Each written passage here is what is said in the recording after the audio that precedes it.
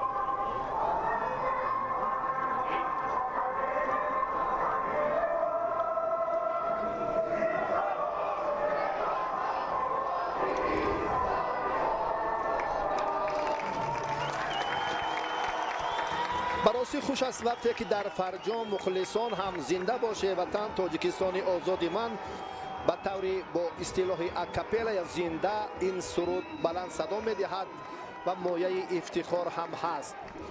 و بعد از تنفس، بعد از چند لحظه‌ای که ما شاهد حال بودیم، باز هم دسته های لیگ عالی فوتبال مملکت باز به موسم در ادامه سبقت‌ها شرکت خود را هم فعال خواهند کرد. امروز هم دو دسته ولایت سوخت، استرافشان و خوجند در دور 24 با هم دیدار انجام خواهند داد.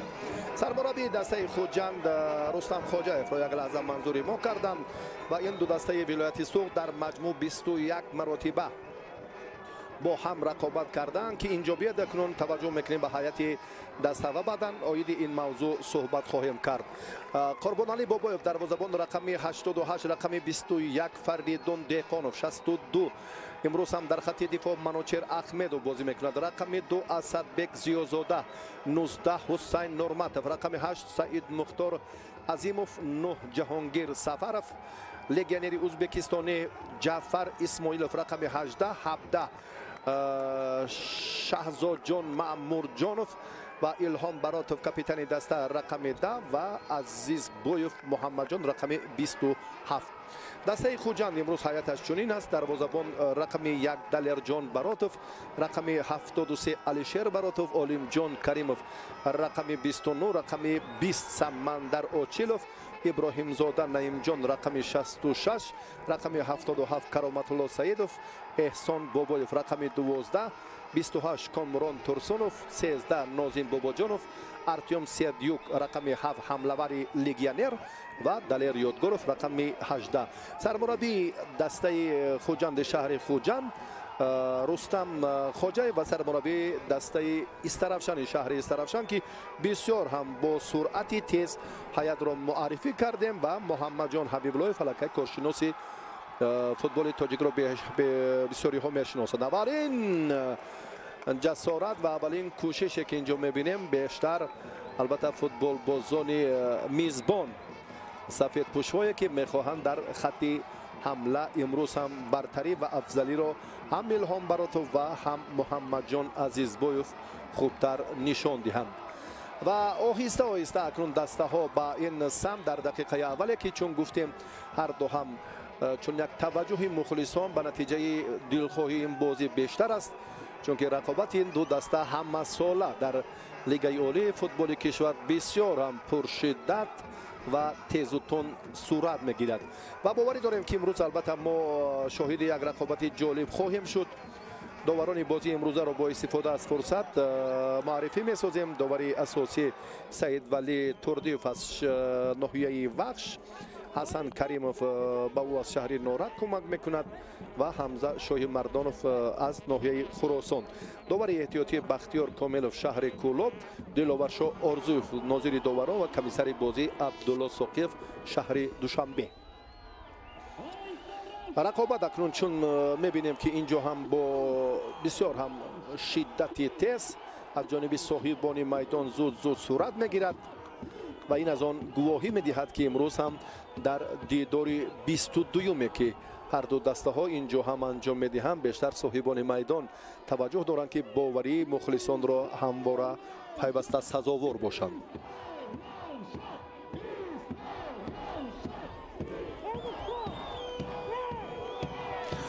حالا برای البته یک فرصتی که اینجا هم یا اشتباهی که بیاد یک بار دیگر ببینیم، تحت شماره 18 هم اندکی اینجا جعفر اسماعیلوف با سهلنگاری یا با اشتباهی که راه داد، این به آن باعث شد که سرخپوش ها مهمانان ضربه جریمه زنند. حالا مهمانان هم به حمله میگذارند، اما در جریان بازی امروز دیگر بار صاحبان میدان البته ناظم باباجانو یک پرتاب هم به کنار چپ میدان که دیگر بار بیشتر میبینیم که در روند نیروسنجی باز پیوسته فوتبال بازان سرخپوش هم خیلی فعال هم.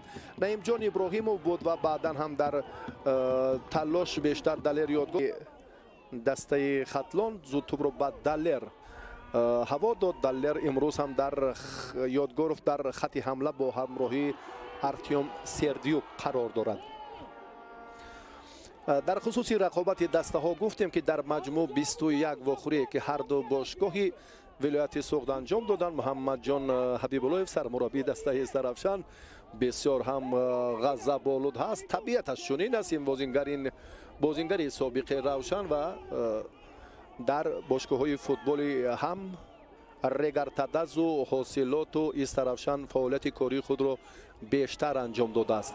تلاش فوتبال بازان البته برای دریافت توپ بیشتر با وجود آوردن فرصت مناسب یا همون منصوبه های مخصوص و علاهیده که بیشتر هر دو دسته تلاش میکنند و رستم خواجه در خصوص داوری مربیگین خود مربی جوانی که در سال چهارمی تمرین پیوسته است، زمانی که در باشگاهی دسته خوجان هم به حیث مربی کار میکرد و آهسته آهسته این مسئولیت رو هم به دوش دارد. در این زمان سرمربی دسته است. اکنون توجه مخلصان هم بیشتر برای یک بازی جالب و جاذب است. این رو هم گفتیم 21 رقابتی انجام داده دسته ها. اینجا هم 6 مراتب تنها دسته استرافشان در این واخوری های در مجموع انجام داده غلبه به دست آورده است و بیشتری غلبه به دسته خوجان منصوب است. 12 مراتب و 3 بازی دسته ها مساوی انجام یافته است و در مجموع دسته استرافشان 26 گل و دسته خوجان 35 گل به دروازه رقیب زده و توجه می شود در اینجا هم نعیم جان ابراهیم زاده دفاعگر منتخب المپی فوتبال باز رو ما در بازی با دسته ایران دیدیم. مخلصان هم امروز خیلی بیشترند. واقعا هم امروز میبینیم که تعداد مخلصان در حقیقت هم زیادن. امروز هم یک فضای خیلی جالب و زیبای ایدانه در ورزشگاه مرکزی شهر استرافشان تنین انداز است. اینجا اندک باز هم همیشه در جریان این بازی گفتیم که کشمکشی ها نیسوها بیشتر و زیادتر میگردن. الهام برات و واقعا هم اینجا اندک الهام به سهلنگاری به سراسیمگی و به احترامی را داد. براستی وقتی که حالتی تکرار رو مشاهده کردیم در حقیقت چنین هم هست و توجه میکنیم اکنون به باز لحظه بازی مهمتر در اینجا من فکر میکنم که رقابت جالب جاذب پرشده تر و عادلانه باید باشد و رفتی که در ادامه سبقت میبینیم اندکی به جریان بازی باز هم فشار دو چند رو به وجود می آورد، چون که وقتی که فوتبال بازان هر دو باشگاه امروز با جرأت میخواهند که متانت و باز هم جسارت خود رو بیشتر خوبتر نشان دهند، البته بدون اشتباه این هم پشت سر شدنش در گمان است. سمندر آچیلوف از آن نقطه که قاعده بازی ویران شد، حالا کنون آچیلوف آماده است که زود یک پرتافت به نیمه میدان دسته استرافشان انجام دهد. دو واخوری آخرینه که دسته ها انجام دادن در سال 2021 در هر دو واخوری دسته خوجند شهر خوجند غلبه به دست آورده است.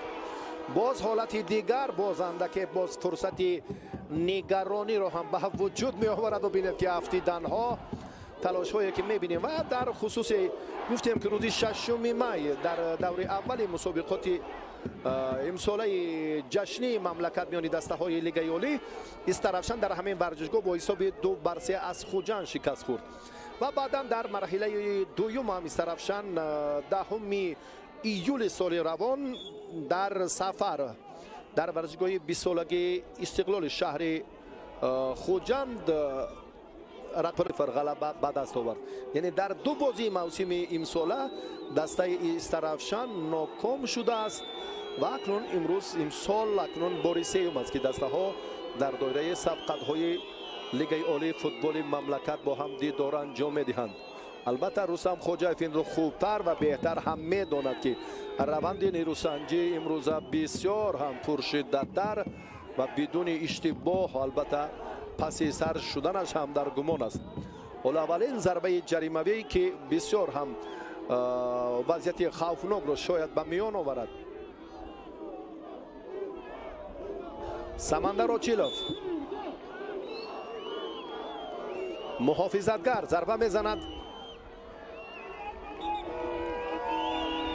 توپ به کتف یکی از بازیگران دسته استرافشان برمیخورد. برای پربانالی بابویف مشکلی ایجاد نمیکند و اولین ضربه کنجی اینجا هرچند که زیاد هم نباشد ورزشگاه پر از مخلص نیست، اما 200 نفر قوی اراده بیش از 100,000 یک 200 مرد جنگی بیش از 100,000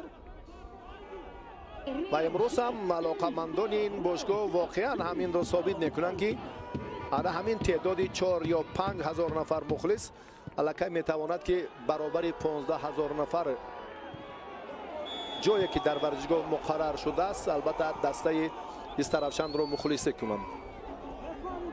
حالت نوبازی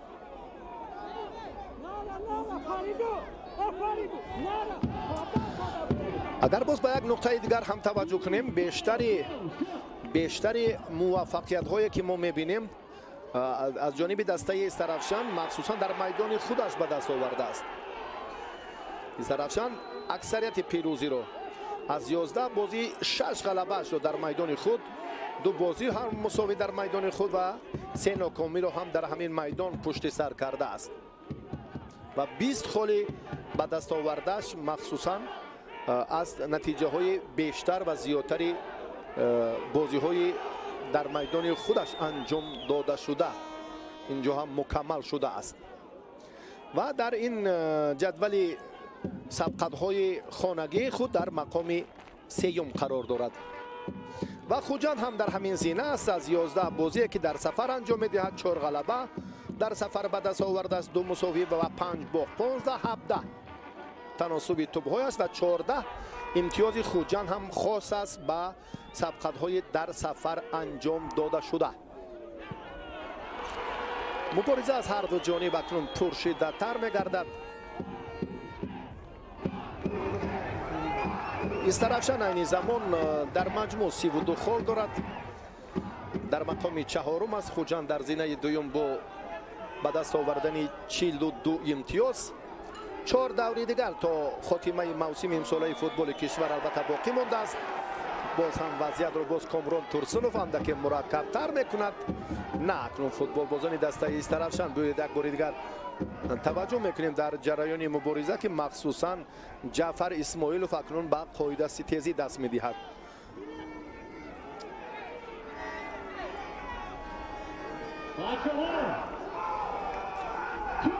ناظم باباجانوف این مراتب آماده است که اکنون ضربه جریمه‌ای زند.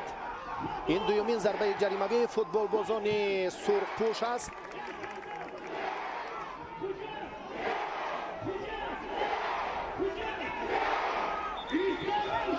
دیگر توجه میکنیم باز هم به جعفر اسماعیل بازیگری که امروز و اون لگیونرهایی که ما میبینیم البته باز هم در قوی کردن سمت نیم محافظت و حمله دسته سرافشان مخصوصا در موسم امسال اندک خدمتشان هم نمایان هست، مخصوصا جهانگیر سفرов و باز برخی از اون نفرانی که این حال ما آنها رو در کرسی احتیاطی میبینیم.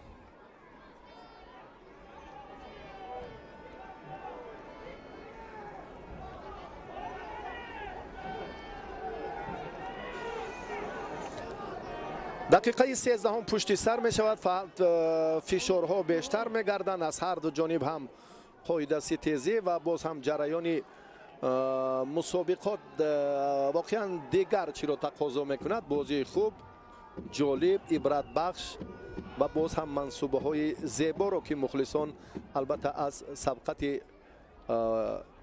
دسته ها حلاوت برند. و چون در خصوص موقع دسته ها هم گفتیم که تناسب توپ های دسته استرافشان 24 22 رو در بر میگیرد، این همانقدر البته افضلی جمع رو در بر نمیگیرد و دسته خوجند 43 21 قریب نصفی همین علاقه خیلی این برتری جمعی 22 رو در بر میگیرد تناسب توپ ها. یعنی فرق هم میان امتیاز و هم تناسب توپ ها در این دو دسته ولایت سوخت خوجند و استرافشان خیلی کلان است. از هر دو جانب رقابت رو میبینیم که محمد جان حبیب اللهیف هم یک توصیه دیگر، ابتدا هم با صاحبان میدان مجبورند که زودتر اسدبک زیازاده انیقترش توپ رو به بازی درآورد، روند مبارزه رو شهزاد مامور جان و باز هم جالب تر بکند. الهام برات با توپ صاحب میگردد، یگان اشتباه نیست، بازی جریان میگیرد. بله دقیقاً چنین هم هست. یک کوشش سعید مختار عظیم بود برای دریافت توپ اما موفق نشد. حسین نورمتوف از خط دفاع خود را به مرکز آورد. باز میبینیم که دلر یادگاروف در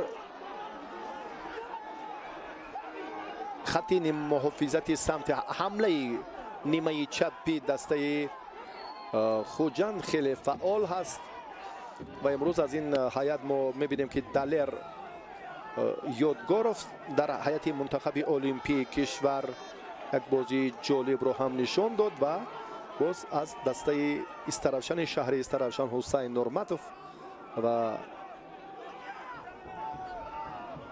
محمد جان عزیزبایف این دو بازیگری که هیئت منتخب المپی رو هم قوی تر کردند. ابراهیم زاده نعیم جان یک پرتاب بر نیمه میدانی منوچهر احمدوف که سالهای استرافشان رو قوی کرده است. بازیگزاری فوتبال بازان با کوشش اینجا هم مامور جانوف رو مشاهده کرد. مامور جانوف و باز هم ابراهیم زاده دفاعگری که امروز میبینیم خیلی هم نعیم جان خیلی خوب بازی دارد و کاش که در بازی مقابل دسته منتخب المپی ایران چنین مسئولیت می داشت. و اکنون ارتیوم سیردیوک در این روند یک حرکت جالبترین بهترین امکانیت برای فوتبال بازان دسته خوجند به میان آمد وقتی که ارتیوم سیردیوک توپ را به این نیمه هوا داد و دقیقاً هم برای زدن گل فرصت مناسب فراهم شد.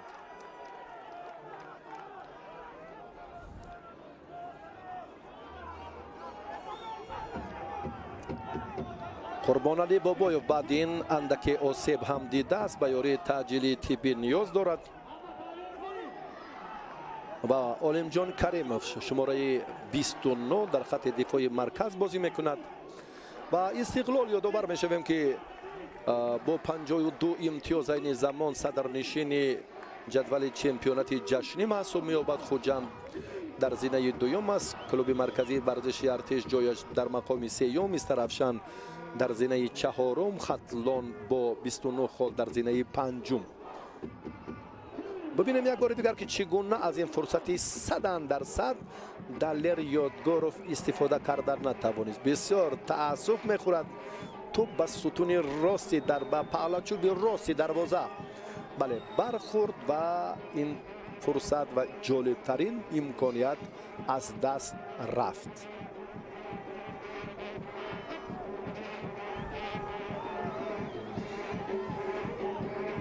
در 17 دقیقه وقتی سپری شده دسته استرافشان تا کنون مستقیما جانب دروازه دلیرجان براتوف ضربه نزده است. چون این امکانیت بهتر را تا کنون به دست نآورده است و بیشتر از صدبک زیادزاده خیلی خوب کوشش کرد. دیگر بار هم زیادزاده مبارزه میبرد.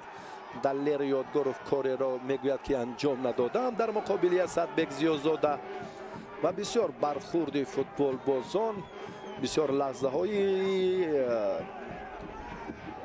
مشکلتر و حساس در میدان پیدا میگردد. این حالتی که دیگر بار دیدیم دلیر یادگوروف بعد که نعیم جان ابراهیم زاده روندی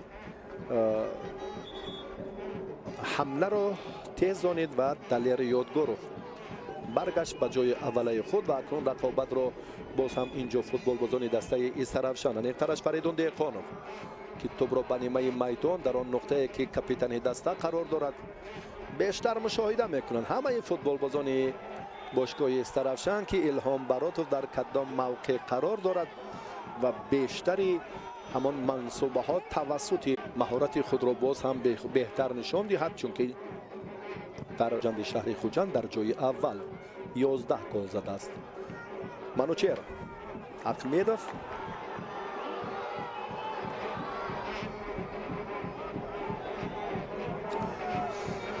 از یک نیمه به نیمه دیگر گذاشتن کامران تورسونوف به سبب نیست چون که کامران امروز هم در خط نیم محافظت کنار راست دسته خوجند بازی میکند. باز هم اسدبک زیادزاده دیگر بار هم گفتیم در خصوصی که بیشتر البته توپ را که چونی داره میکنند الهام براتوف را جویا میشوند چون نشانزن از قامت بلند دارد آمادگی جسمانی قوی و در دسته سرشناس و با اصطلاح لیدر هست. زود صاحبان میدان اکنون به این کار توجه میکنم. با منصوبه نوبتی کمبیناسیون دیگر فریدون دیقانوف اسدبک زیادزاده هم باز در مقابل دلیر یادگوروف قرار دارد. رفتی بازی امروزه باز سعید مختار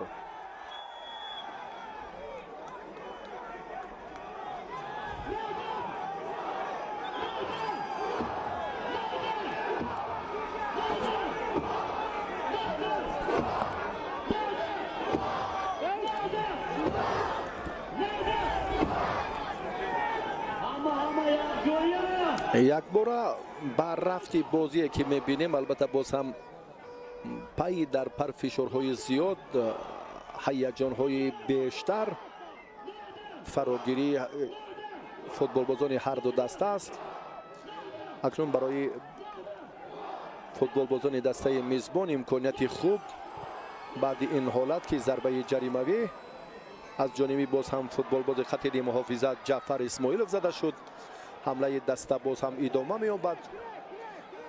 دیگر بار هم به سمت پیش الهام براتوف اکنون توپ را صاحب شد. سعید مختار در آن مقطعی که بسیار هم فرصت مناسب امکانیتی بهتری جهانگیر سفروف لگنر ازبکستانی که واقعا هم یک جسارت خوب کرد خیلی جهش بلند انجام داد و این فوتبال باز رو ما کنون در موسم امساله فوتبال کشور هم در خط حمله نتیجه هایش رو و باز هم ضربه های قویش که به گل تبدیل یافته بود چند دفعه هم شاهد بودیم.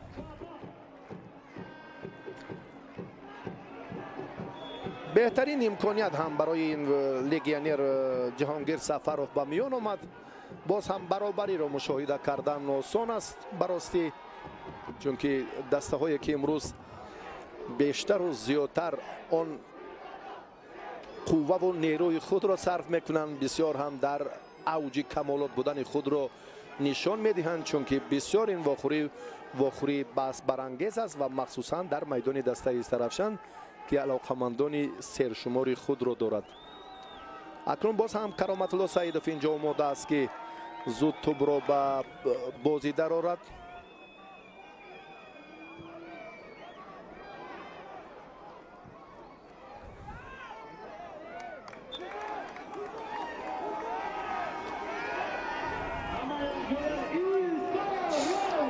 ابراهیم زاده، نعیم جان، کرامت الله سعیدов این دو ورزشکاری که ما و دلیر یادگارов سه نفر بازیگری دسته خوجند شهر خوجند در هیئت منتخب المپی هنرنمایی کردند و مژده نیک در تاریخ فوتبال کشور هم یک دستاورد، یک صحیفه جالبی دیگر باز شد که منتخب المپی کشور بار نخست از زمان صاحب استقلالی کشور از موجودیت فوتبال میهن با مرحله نهایی چمپیونات آسیا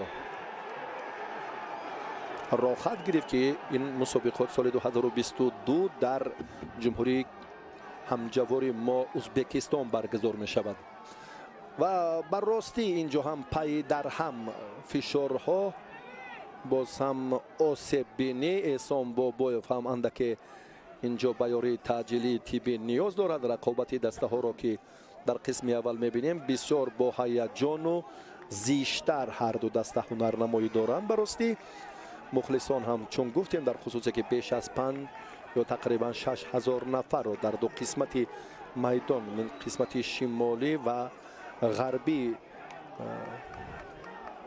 میدان تشکیل میکند و بیشتر اکنون به الهام براتوف مخلصان اعتماد دارند. حالا دلیر یادگارov آماده است، بازیگری خطی پیش دسته خوجند شهر خوجند که ضربه جریموی زند. اکنون وضعیت برای فوتبال بازان سفید پوش فکر میکنم اندک مشکل تر می شود، چون که باید منصوبه جالب شاید توانند شاگردان رستم خواجه که این کارو خوب انجام دهند. البته مستقیما ضربه زدن بی توجه میکنیم بار دیگر به این حالت. دلیر آماده است، امر داور را انتظار است. دلیر یک پرتاب کناری چپ میدان و اینجا هم دقیقاً فرصت مناسب را علیم جان کریمov از دست داد. دفاعگر خطی مرکزی دسته خوجند شهر خوجند. یک بار دیگر امکان داریم این لحظه را ببینیم. بهترین فرصت بود. دو دفعه از همین خطی، از همین کناری راست، از ستونی راست دروازه دسته سرافشان جالب ترین فرصت برای سرخ پوش ها فراهم بود. الهام براتوف دقیقا توپ را کجا و ای ای ای این چی کارو، این چی حاله، چگونه میتوان همین فرصت رو صرف نظر کرده محمد جان عزیزبایوف. الهام برای انا همین فوتبال بازی جوانی منتخب المپی و دسته سرافشان فرصت مناسب رو فراهم ساخت. کاپیتانی دسته جالب ترین و با مشنه و با پنجه های زمین رو کوفت. تأسف صاحبان میدان هم فرصت فراهم آوردند. جالب ترین پرتافت سری وقتی الهام براتوف رو هم باز عزیزبایوف عضو منتخب المپی کشور استفاده کردن نتوانست. الهام براتوف، عزیزبایوف اکنون در خط دفاع دسته خوجند. اینجا هم هستند جوانان با غیرت، هستند نفرانی که چون این فرصت ها رو هم میتوانند با آسانی برطرف سازند. علی شیر براتوف یکی از آنهاست. انا همین چهره دستپرور باشگاهی، دستپرور سابق باشگاهی خطلان، از این پیشتر هم وخش و مخصوصا این مکتب هم در آماده کردن فوتبال بازانی با مهارت پیشتر بسیار یک نقش بارز داشت، حالا هم هست، نه به مانند سالهای قبلی. دلیر یادگارov اکنون در حالت نابازی قرار دارد. بسیار هم امکانیت جالب رو برایش فراهم آوردن. بیاید یک بار دیگر توجه میکنیم نازیم باباجانوف و بعدا هم دلیر یادگارف، اما در این روند اندک توقف میشد و دیگر بار برای بهتر خاتمه یافتن آن الکی زمینه به وجود می آمد. ما در موردی که امروز البته آهسته آهسته هم به همون نقطه نهایی نزدیک می شویم، به استثنای این بازی دوری 24م، 3 دوری دیگر تا خاتمه چمپیونات امساله مملکت باقی مانده است.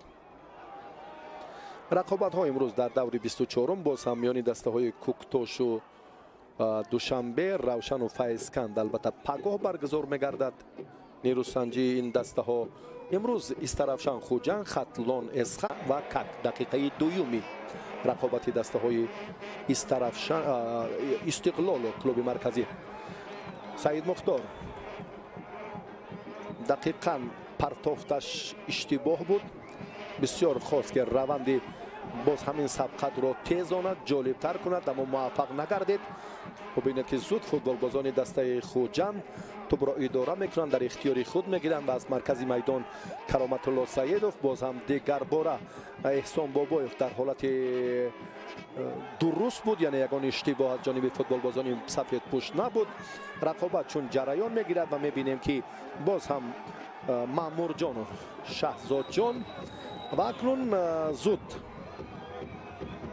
این فرصت ها را اسدبک میخواهد که باز هم بهتر خوبتر استفاده کند. توپ را به نیمه میدان دسته حریف هوا داد، عزیزبایوف به توپ رسیدن نتوانست، یعنی توپ را در اختیار خود گرفته نتوانست. بازیگر جوان خط پیش با همراهی الهام براتوف در روند مبارزه امروزه 2 مراتب فرصت مناسب داشتند. کامران ترسونوف زودتر، اکنون کامران توپ را برای در اختیار خود نگاه داشتن نمیتواند، برابر گرفتن باید که زودتر این عملکرد را باز هم نشان داد. جهانگیر سفرов حرکتی خیلی با سرعت، موقع فوتبال بازان در جای مخصوصی یا معینی نبود که این روند باز هم جالبتر صورت گیرد. یعنی تلاش فوتبال بازان این دفعه هم از سبب یکدیگر نافهمیشان ثمرآور خاتمه نیافت. نازیم باباجانوف وقتی که به دروازه دسته المپی تاجیکستان گل زدن، بسیار مخلصان هم این قیافه را براستی بسیار بسیار هم مورد مذمت قرار دادن. الهام براتوف نادرست، براتوف انتظار میشد هم دستش رو که خط نیم محافظت کناری چپ را باز هم عبور میکرد، اندک سراسیمه شد و منوچهر حالا آماده است که زود توپ را به بازی درآورد. احمدوف سابق بازیگر خوجند، احمدوف در خط دفاع عضو منتخب فوتبال کشور است. دیگر بار در روند بازی امروزه این حالت ها را زود زود برطرف می سازد. هجوم دسته خوجند زیادتر می گردد. نازیم باباجانوف با دلیر یادگارف، دلیر یک پرتاب به کناری راسی میدان، اینجا هم فرصت مناسب است، یک ضربه که بیشتر، باز هم یک فرصت مناسبه که نیزای باز هم سابق گوشتینگیری خوتلان و بازیگری شماره 2 را در نظر دارم. واقعا هم امروز میبینیم که وقتی بعد اونه که حسین نورماتوف را 19 را شماره 19 را در خط دفاع است، اینجا اندکی با سراسیمگی را داد، قریب بود که الکی فوتبال بازان دسته خوجند موفق گردند.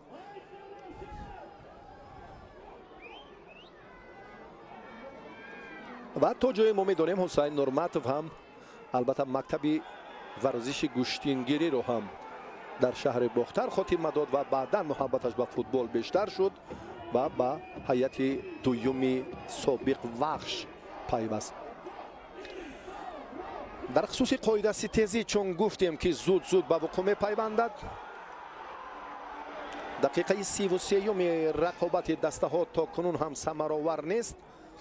از 3 بازی که دایر شده ایستاده است، تنها فوتبالبازان خودتلان دسته خطلان شهر باختر با حساب 1-0 پیشرفت است. دیگر 3 بازی که دایر شده ایستادند تا کنون 2 بازی دیگر حساب باز نشده است. استرافشان خوجند استقلال دوشنبه که الکی دقیقه 5 قسمی اول رقابت این دو دسته ها هم پشت سر شد.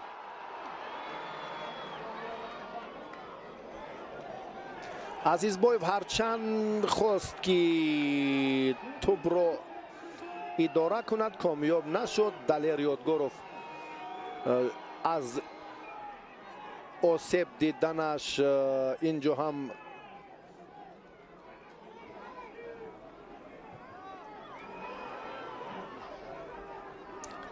اشاره نکرد و باز هم مبارزه رو فوتبالبازان دسته میزبان خوب آغاز میکنند و در کوشش سیوم الکی اشتباه و باز هم پرتافت های نادرستی آنها زود به نظر میرسد. کرامت الله حمله دسته خوجند اکنون ادامه مییابد. سعید زود توپ رو به جریمه‌گاه میپرتاید. دلیر انتظار میشود اما موفق نشد. دلیر ناظم باباجانوف با حمله همراه شد اما کامیاب نگردید. زود صاحبان میدان این روند را تحت نظاره خود گرفتند. عزیزبایف را اینجا آسیب هم ندادند اما غیر قاعده عمل کردن فوتبالبازان دسته خوجند داور را مجبور کرد که صدای هشتک خود را بلند کند. جهانگیر سفرов اما منوچهر این کار انجام داد. جهانگیر در یک لحظه دیگر باز هم عزیزبایف کجاست؟ الهام این لحظه نه یگان اشتباهی نیست از جانب بازیگران سرخ پوش. براستی الهام بسیار اعتراض دارد به خاطر توقف نکردن داور. مبارزه باز احسان بابایف کاپیتان دسته خوجند شهر خوجند اینجا آسیب دیده است. الکسی متروف دروازه‌بان احتیاطی، پرویز عزتشایف، جانبک اوزاقوف، فیروز خالمتوف، حاجیبای زیایف، عبدالمومن زبیرов و پرویز جانعلیف در هیئت احتیاطی دسته خوجند شهر خوجند قرار دارند. ارتیوم سردیوک بر راستی تنها یک کامبیناسیون جالب این فوتبال باز را ما دیدیم که خیلی خوب هم بود. با 5 بازی دسته خوجند نظر کنیم. خوجند هم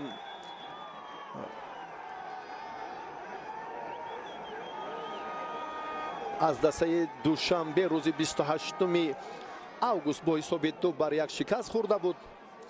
خوجند دوشنبه 5-0 بعدا غلبه به دست آورد. در بازی سیوم هم فیضکند رو روز 21 سپتامبر شکست داد. خوجند کوکتاش هم 25 سپتامبر 4-2 نتیجه بهتر. استقلال خوجند 0-0 سیوم اکتبر رقابتی که چون مساوی بدون گل انجام یافت. کاپیتان دسته حالا این فرصت امکان دارد که ضربه جریمه‌ای زند. در خصوص قاعده ویرانکنی گفتیم که بسیار هم بیشتر امروز از هر دو جانب هم این حالت ها رخ دادن. الهام براتوف مستقیما ضربه میزند یا پرتافته به کنار چپ انجام داد موفق نشد. دیگر بار صاحبان میدان رجوع میکنند به خط حمله. اوی دروازه‌بان دلیر جان براتوف با مشکلی این فرصت رو هم پشت سر کرد. قیافش با نسیم براتوف سابق دروازه‌بان خوجند خیلی و خیلی نزدیکی دارد. اگر اشتباه نکنم فرزند همان کس است تا جای وقت. بله دقیقاً این رو هم در جریان تمرین ما یک لحظه با او صحبت یا مصاحبه هم انجام داده بودیم در ورزشگاه احتیاطی شهر خوجند. دروازه‌بان جوان اکنون این مراتبه هم خوب توپ را صاحب می شود.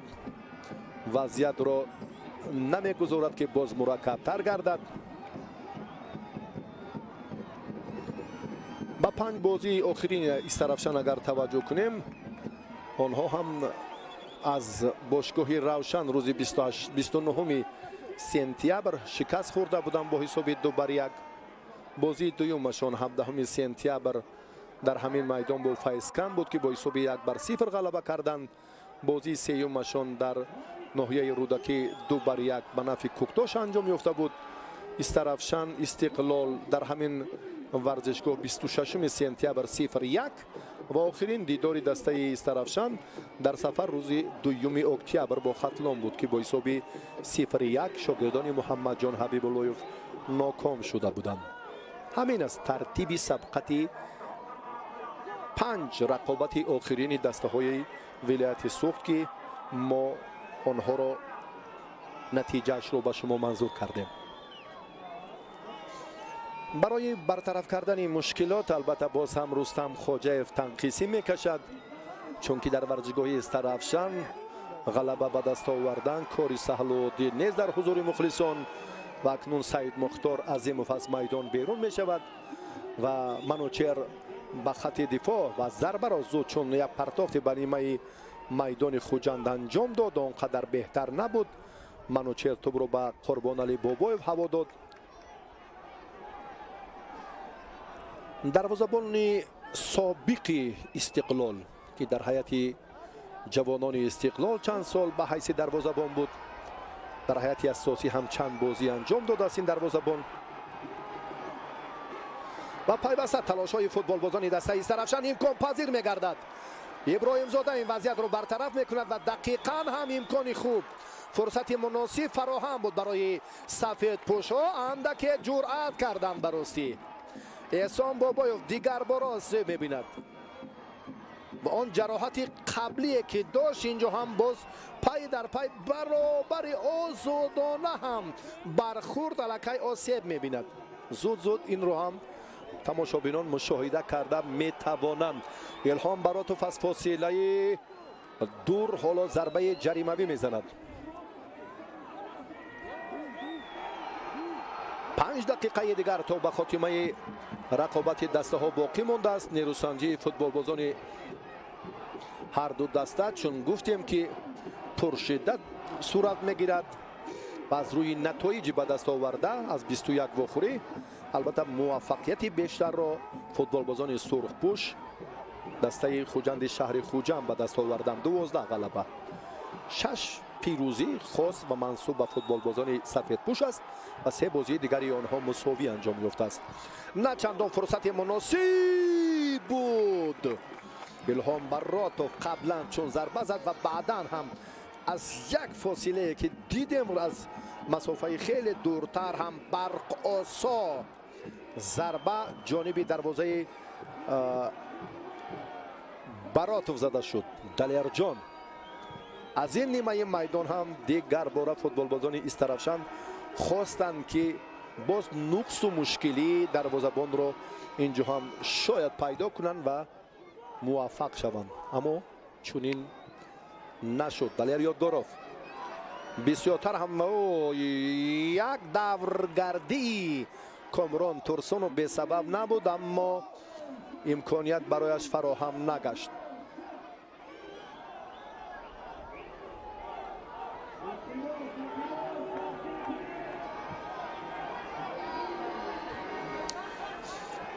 در فیصدی اداره کنی توپ الکی افضلی جانب سرخپوش ها. دلیر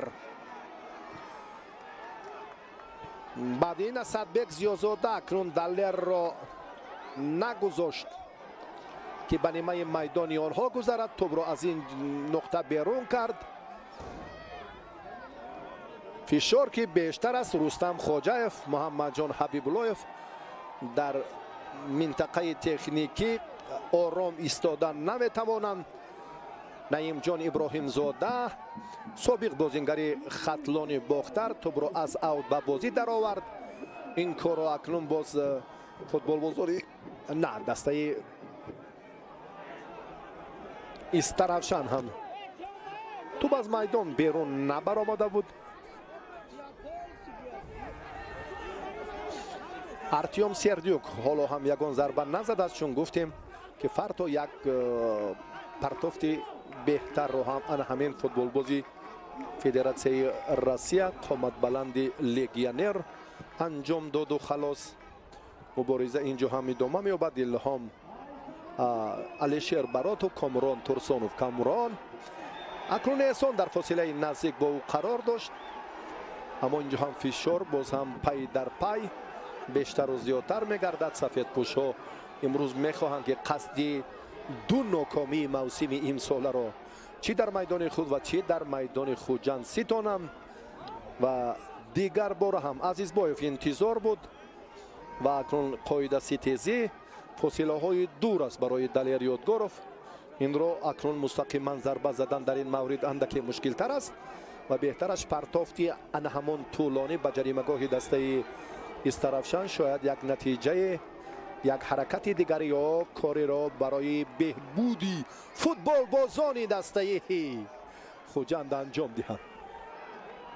мануҷер бисёр ҳам ғазаболуд аст, дар он хусус ки мехоҳад ҳар нафар мавқеи худро хуб ишғол кунад ва дар хатти дифоъ нафарони масъул буда Фаридун Деҳқонов, Асадбек Зиёзода, Ҳусайн Нурматов ва ҳамчунин Саид Мухтор Азимов андаке такя ба хатти дифоъ, такя кунанда ба хатти ниммуҳофизат аст ва дар марказе ки бо Ҷаҳонгиру Ҷафару Шаҳзод Маъмуров бозӣ доранд. дар хатти пеши дастаи Истарафшан Илҳом Баротов бо Муҳаммадҷон Азизбоев қарор доранд. як дақиқаи дигар то ба хотима дар даври 24-уми чемпионати имсолаи ҷашни мамлакат як бори дигар ҳам мо шоҳиди ана ҳамон талошу кӯшишҳои ҷиддии ҳар ду дастаи вилояти Суғд шудем. Деҳқонов, Фаридун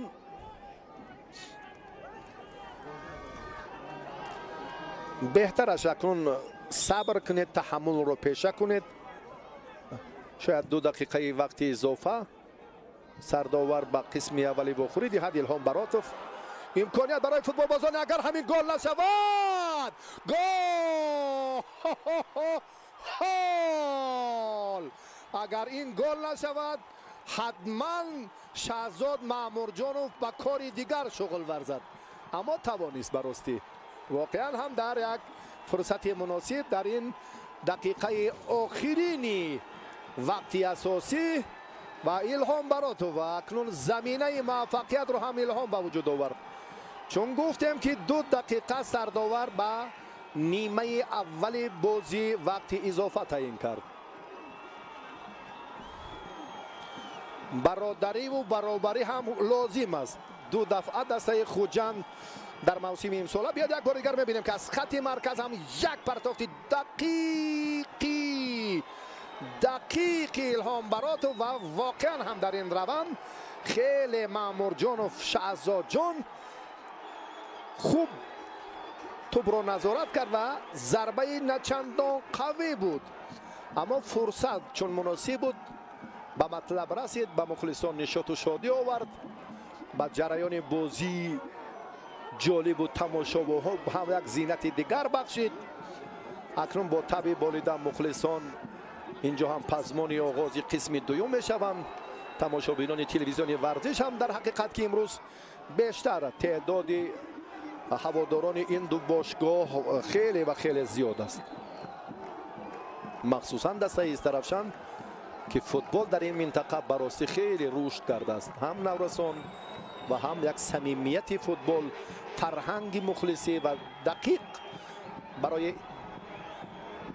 истиқболу барои ана ҳамон муваффақияту пешрафти футбол ҳамеша аз худ боз ҳам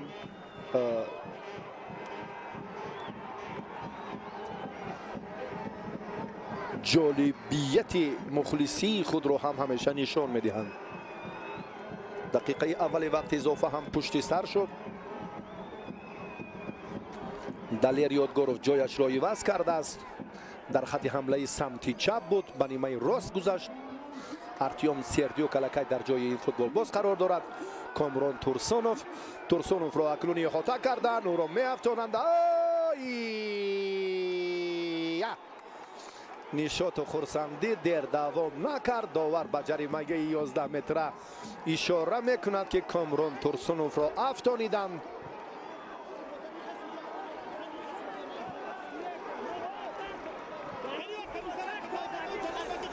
سعید مختار رسالوف پیش پا داد یا اشاره که داور خیلی نزدیک بود. خوبتر میداند. این رو هم اثبات کرد که قاعده تیزی هست.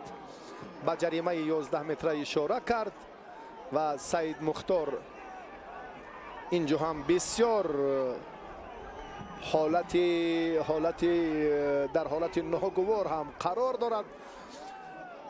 چون گفتیم که اکنون به تنفس میبراید. حتی 1 دقیقه هم نقش بزرگ دارد. ثانیه ها در دقیقه آخرین لکه قاعده تیزی به نظر گرفته شد. دیگر بار میبینیم که حالا اکنون کامرون تورسونوف جبردیده چگونه جریمه 11 متره را با نشان میرساند.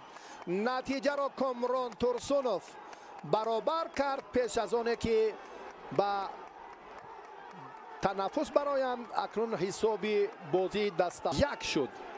انا همین لحظه بود که بسیار هم سعید ولی توردیوف در فاصله خیلی نزدیک قرار داشت و این قاعده تیزی رو هم پیخست کرد. سپس کامرون تورسونوف ضربه زد و قربانعلی بابایوف توان برگردانیدن این ضربه را نداشت و همین طور حساب برابر شد.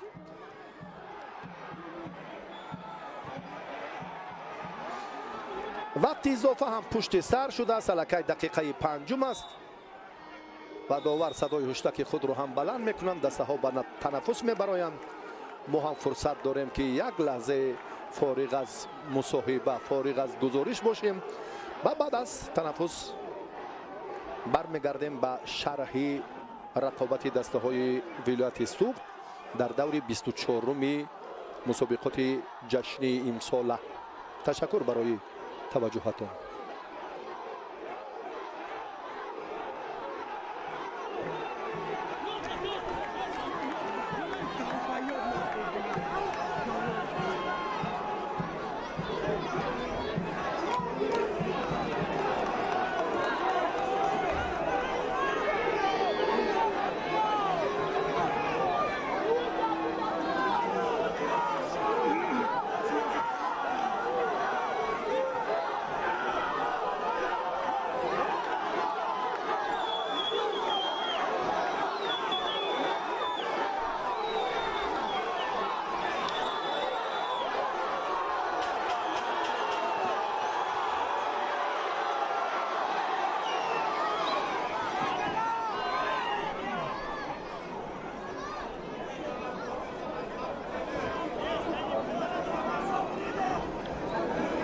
یاگون جنامی زده خجاله نیست رو او چی خجاله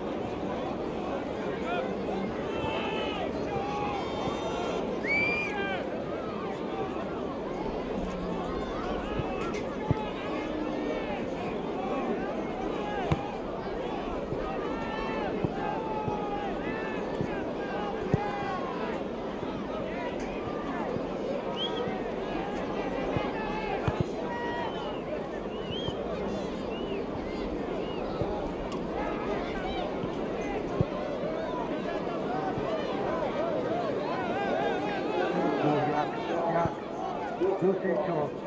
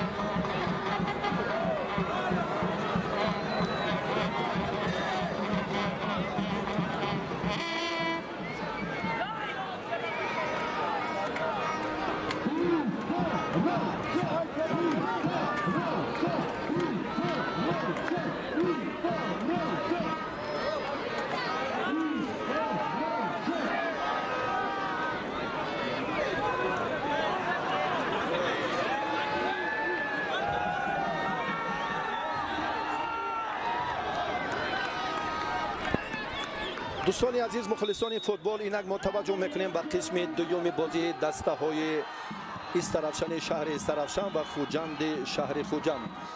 در قسم اول بازی خیلی پرشدت بود. هر دو دسته هم در دقیقه آخرین اکثر الخصوص دسته استرافشان توانست که موفق شود و بعد از یک اشتباه کامران ترسون با جریمه 11 متره پیش از تنفس نتیجه را برابر کرد. حالا اوچیلوف در مقاومت لگیونر جهانگیر سفرов اشتباه کرد و اکنون فوتبالبازان دسته استرافشان امکانیت زدن ضربه جریمه‌ای را در این سمت پیدا کردند.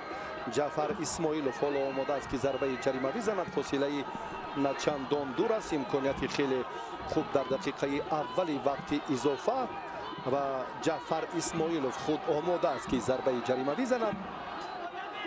در حیاتی دسته استرافشان اکنون دو بازیگر بس شد. ما بعد بگردیم بعد چند لحظه با این فرصتی خیلی مناسب باز هم حمله را فوتبالبازان سفید پوشا ادامه خواهند داد و در مبارزه که باز اسدبک زیازاده هم همراه شد. رسول فایزوف رو میبینیم که به میدان برآمد. باز هم اوتابکوف. اینها بازیگران احتیاطی که در قسم دوم رسول فایزوف هم در میدان گردید. رقم 7 شماره 27 را عوض کرد محمد جان عزیزبویف را و باز هم به جای سید مختار عظیموف به میدان اوتابک کریموف برآمد. دو تغییراتی که در حیات دسته استرافشان به وقوع پیوست همین ها بودند. اکنون باز هم در مبارزه اندک ببینید که خیلی پرشدت جالب پای در پای و ببینید اوتابک کریموف میخواهد که البته با سرعت هرچی زودتر باز هم به دست کمک کنند در میدان امروزه. باز جالبیت رقابت خود را نشان دهد. به حیات دسته ها فکر بکنم دیگر ضرورت معرفی نیست. در روند مبارزه ما به این نقطه زود توجه خواهیم کرد.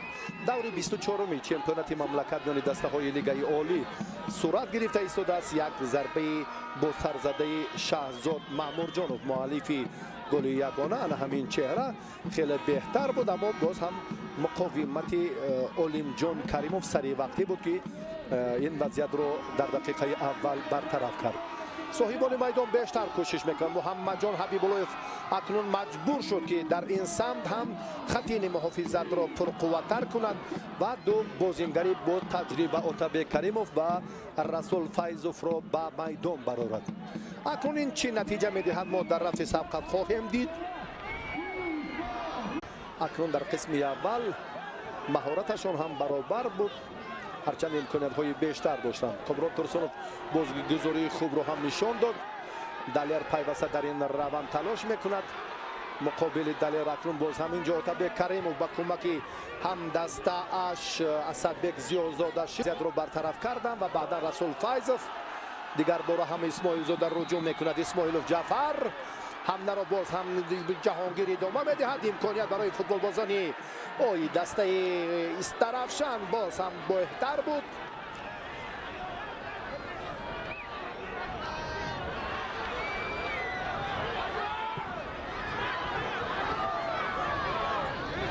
الهام براتوف تلاش میکند. مخلصان سرشمار چون در خصوص فعال بودن آنها قبلا هم گفتیم الهام براتوف توپ را اداره میکند. بازیگذاری آنقدر بهتر از جانب مهمانان در قسم اول براسی در این 3-4 دقیقه که پشت سر شد آنقدر بهتر نیست. بسیار هم با سرعت ببینید پرتافت‌های خیلی جالب، حمله های پای در پای. اوتابک کریموف حمله را باز از نیمه راستی میدان اینجا ادامه خواهند داد. بازیگرانی که چون باز هم تحت رقم 17 امروز جعفر اسماعیلوف خیلی خوب بازی میکند، اما باکی با اوتابک احسان بابایوف مقاومت کرد، نگذاشت در این مورد و تو باز چون از میدان بیرون برآمد و برای دلیر جان براتوف. در فوتبال هم سلاله موجود است. بعد نسیم براتوف اکنون دلیر جان براتوف حالا به حیث دروازه‌بان خوجند فعالیت میکند. ارتیام سردیوک منوچهر سابق بازیگر خوجند партофти Манучер ба нимаи рости майдон. Акнун баланд тӯбро бояд идора кард. ин корро ҳам боз худ ҷаъфар исмоилов хубтар медонад. ҷаъфар ишора мекунад ки ман дар фосилаи хеле наздик қарор дорам бо Оттабек. як вазъияти дигарро ҳам пушти сар карданд дифоъгарони дастаи Хуҷанд.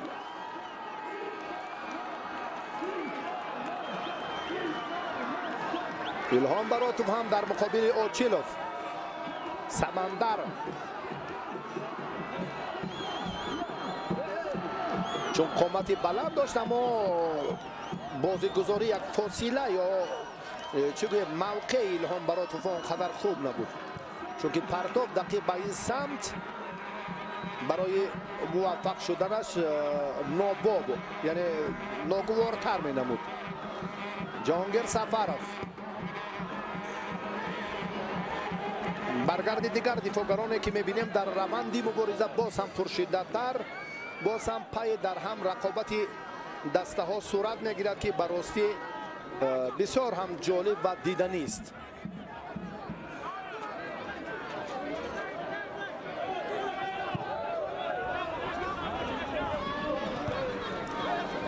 дар доираи бозиҳои даври 24-уми чемпионати мамлакат имрӯз се вохӯрие ки баргузор гашта истоданд. Истарафшан Хуҷанд натиҷааш мусовӣ аст. Хатлону Эсхата ҳам бо ҳамин натиҷа 1-1 бозӣ сурат гирифта истодааст ва Истиқлолу клуби марказии варзиши Артиш акнун қисми аввали ин вохӯрӣ ба анҷом расид. 3-0 Истиқлол пешсаф аст.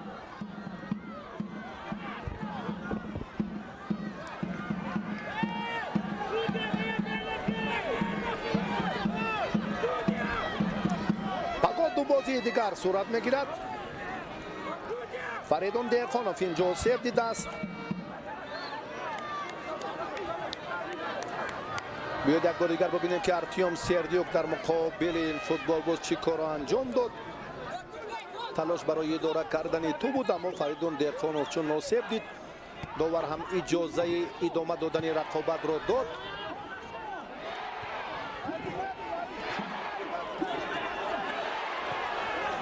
Маъмурҷонов акнун сари вақт тӯбро ба Ҷаҳонгир ҳаво дод. иштибоҳ кард Ҷаҳонгир. Очилов пешсаф шуд, муваффақ гардид тӯбро ба маркази майдон. Артём Сердюк боз ҳам Кароматулло ба ҳамла ҳамроҳ мегардад. партофти Кароматулло ба нимаи рости майдон ба Далер. як зарбаи хеле баланди Далер. ҳусайн Нурматов дифоъгар таҳти рақами 19 дар мавриди матонати ин футболбоз дар хати дифоъ дар қисми аввал ҳам гуфтем. илҳом баротов ба Азизбоев дар қисми аввал фурсати хеле хуб фароҳам овард ва аз ҷониби бозингарони Хуҷанд ҳам имконияти тағйир додани натиҷаи бозӣ ё оғози муваффақияташон буд ва ин қисми аввалро чун дар бар мегирад ки ҳам мубориза буд, ҳам иштибоҳ буд, ҳам ҷои нигаронӣ истифода накардани фурсатҳои муносиби голзанӣ аз ҳар ду ҷониб ва дар маҷмӯъ акнун натиҷа ҳамин аст. ҳоло вақт акнун хеле ва хеле зиёд аст. ин танҳо дақиқаи 53-юми рақобати дастаҳост. вазъи варзишгоҳ андаке мӯътадил шуд баъди баробар шудани натиҷаи бозӣ. Фаридун Деҳқонов акнун инҷо ба ёрии таъҷилии тиббӣ ниёз дорад. соли 1992 Хуҷанду Истарафшан дидори аввалини худро ҳам дар доираи бозиҳои лигаи олии футболи кишвар анҷом доду ки ин вохӯрӣ дар шаҳри Хуҷанд бо ҳисоби 4-2 ба нафи соҳибони майдон анҷом ёфта буд.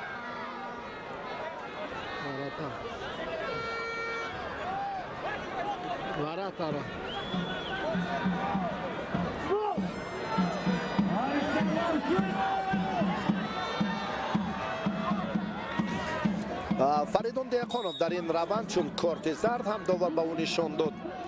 дарвозабон Қурбонали Бобоев акнун тӯбро ба бозӣ медарорад.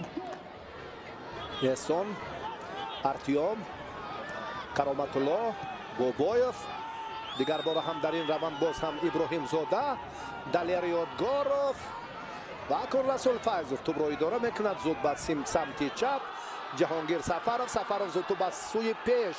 ایلهام براتوف امکان دارد، ایلهام براتوف امکان دارد و اکنون در حال دروازه‌بان جوان خوجند دلیرجان براتوف توپ را صاحب می شود.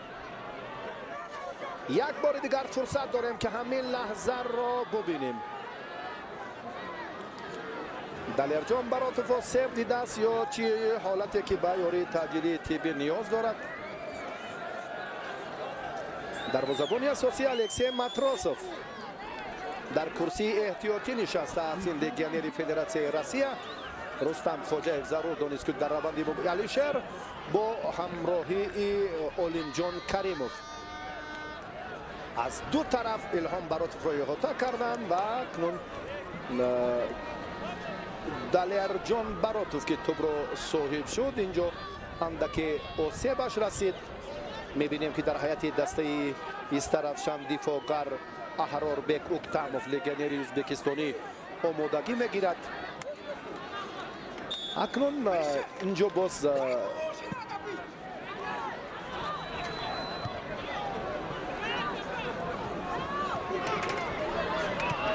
دریافت فرصت های مناسب هست، اما با همان نقطه نهایی کوششی با موفقانه لازم است. کرامت الله سیدوف با کسی هم دستگانش را اینجا مشاهده نکرد، سراسیمه شد. تا آغاز موسم امسال چمپیونات مملکت البته دورهای بیشتر هم باقی نمانده است. کامران تورسونوف باز هم از این منطقه سامبوبو و باز کرامت رسول فایزوف جهانگیر سریع وقت ارسال نمودن توپ با هم دستش مامورجانوف شهزاد اینجا هم خیلی خوب بود. فریدون دهقانوف از میدان بیرون می شود. به جای این بازیگر شماره 77 احراربek اوکتاموف می براید. تغییرات سیوم در حیات دسته ایسترفشان به وقوع پیوست.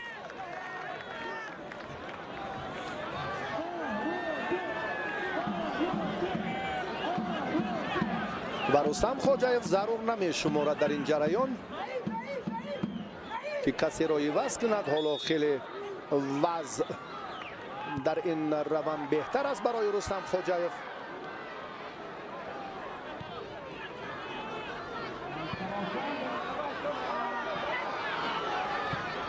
مخلصان هم به امید موفقیت، به امید بازی جالب در قسم دوم بیشتر شدند. جهانگیر سفرov یک بازیگزاری اندکی بهتر، باز هم مطابق مبارزه میبرد، کامیاب نمیگردد و ابراهیم زاده اکنون زود توپ را از نیمه میدان خود برطرف میکنند. دلیرو باز هم مرتیام سردیوک به کناری راست میدان جالب ترین فرصت را باز هم یک امکانیت خوبی که کامران یک بار دویو و نازم باباجانوف اینجا چون پرتاب به نیمه چپ میدان به ارتیام سردیوک هوا داد. کاش هوا دادن این حرکت هم به طرز دیگر میشد، خیلی فرصتی بهتر بود و این مسئولیت را کامران خود به دوش میگیرید. در آن فرصت ضربه میزد، امکانیت داشت. روند مبارزه را تیزانید، نزدیکتر شد و فشار برایش باز هم دوچند گردید و بعدا مجبور شد که پرتافت انجام دهد که الکی دیر شده بود.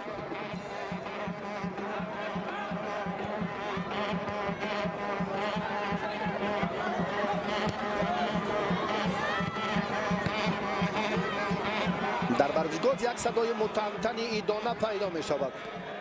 صدای کرنه و سرنه دستگیری مخلصان بیشتر می گردد. فوتبالبازان خوجند از فاصله دور هم باشند ضربه میزنند و براسی خوش است. هر یک دوری چمپیونات مملکت چنین صورت گیرد. راستی بسیار هم تعبی مخلص، تعبی تماشابین بالیده میگردد. در این طرفشان چون گفتیم که فوتبال رو دوست می‌دارند و تعداد مخلصان هم خیلی و خیلی زیادن، یک فضای متنتنی ایدانه را تشکیل کردند و مخصوصا رقابت این دو دسته های خیلی قوی ولایت سوخت خاطرمان و عبرت بخش صورت میگیرد. در بازی ختلان و اسخط همانان نتیجه تغییر نیافته است. 1-1. فوتبالبازان شهر خوجند امکان دارند که حالا دلیر یادگاروف بعد اشتباه صاحبان میدان مخصوصا محافظتگری لگیونر احراربک اکتموف ضربه جریمه بزنند. این کار عالم جان کریموف به انجام میرساند. ضربه پای راست عالم جان انا گولو منا گل. واقعا هم از فاصله دور چون در خصوص قوی بودن ضربه های پای راست دفاعگر مرکز حرف زدیم و واقعا همین را ثابت کرد که ضربه اش استوار است و اکنون این مراتبه بسیار هم مخلصان استرفشان را مجبور کرد که باز هم در این روند اندک باز با صمیمیت و باز هم از این جالبتر و جاذبتر مخلصان را دسته را مخلصی کنند. بهترین گل در همین دور براسی بدون گفتگو جالبترین و عالیترین گل در دور 24 چمپیونات مملکت از فاصله خیلی دور که عالم جان کریموف آن را به ثمر رسانید. اکنون دلیر رسول فیضوف را فریب دادن نتوانست.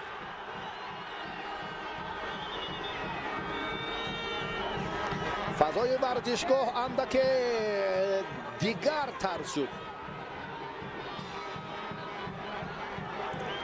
مخلصان از دسته استرفشان بازی جالب نتیجه بهتر را انتظارند.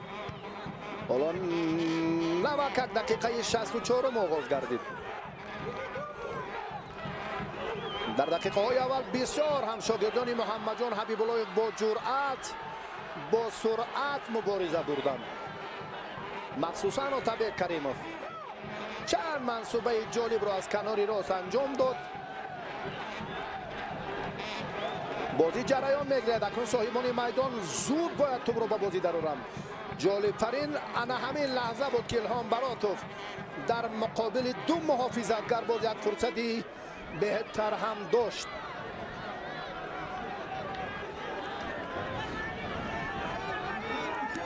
زودتر اتابک کریموف توپ را به بازی درآورد. جهانگیر سفر را به جریمه گاه. الهام وقت فرصت هر یک ثانیه برای الهام قیمت است. پشناکی ضربه زد اما خیلی بلندتر. بسیار هم غیر مقرری. رقابت اکنون جریان میگیرد. اینجا قربان علی بابایوف وظیفه دار است که هر چی زودتر توپ را به بازی درآورد. صاحبان میدان اکنون ناکامی را تحمل دارند تا این فرصتی که میبینیم. رسول فیضوف با سرعت تر باید بازی کند چون ضربه نی و پرتاف لازم بود. ارتیوم سردیوک باز هم خود به این نقطه میشتابد و دیگر باره فوتبالبازان استرفشان این کار را با آسانی برطرف می‌کند. رسول فیضوف مجبور شد به جریمه گاه وارد گردد، دفاعگران را کمک نماید. اینجا ارتیوم سردیوک در مبارزه حسین نورماتوف و یکی از دفاعگران دیگر اندکی آسیب دید.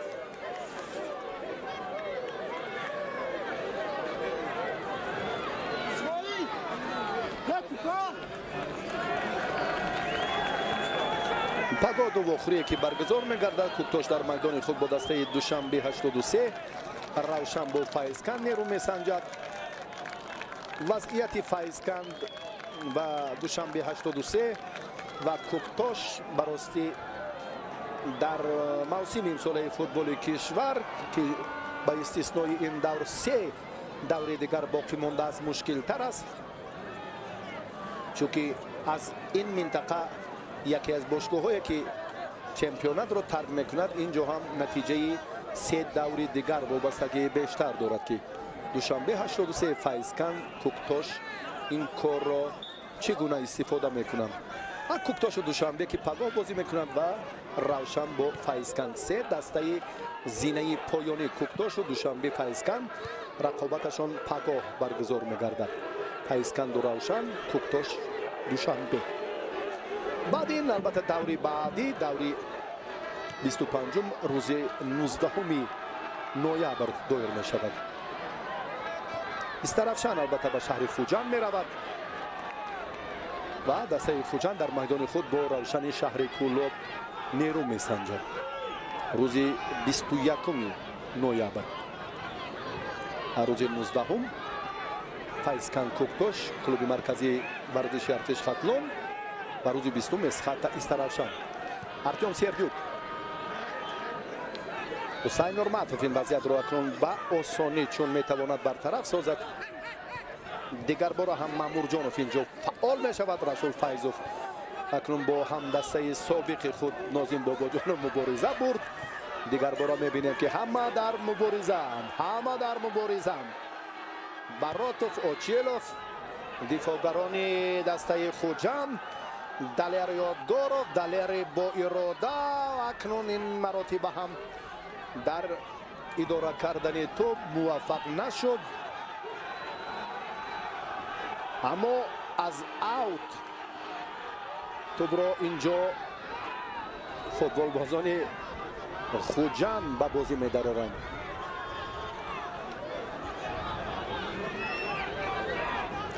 Иброҳимзода,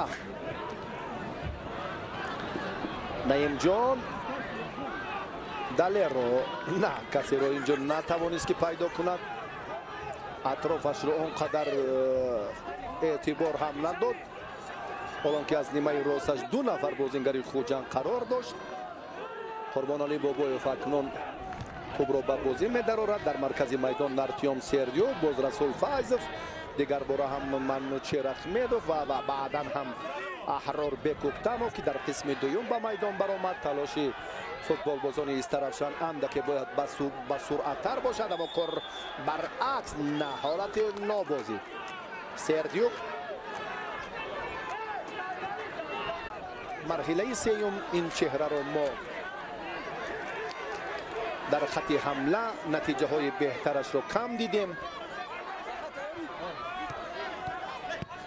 мубориза ҳамоно идома хоҳад ёфт. талоше ки мебинем аз ҷониби футболбозони дастаи Истаравшан ҳоло ҳам самаровар нест. Артем Сердюк дар идора кардани тӯб муваффақ шуд, аммо боз ҳам аз пеши пои ӯ боз чун ҳамеша ҳам Ҳусайну Манучеру ва бохтар натиҷаи хуб зарур аст.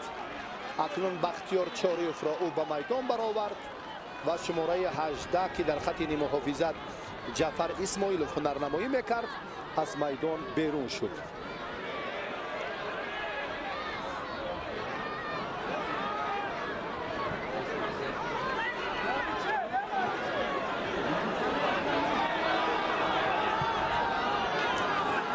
дастаи Хуҷанди шаҳри Хуҷанд аз 11 бозӣ анҷом доде ки чун гуфтем дар сафар 4 ғалаба дорад, 2 мусовӣ ва 5 нокомӣ. 14 имтиёзашро аз вохӯриҳои дар сафар анҷом дода дастаи Хуҷанд ба даст овардааст. яъне таҷрибааш дар муваффақияти мусобиқаҳои берун аз шаҳри Хуҷанд беҳтар аст.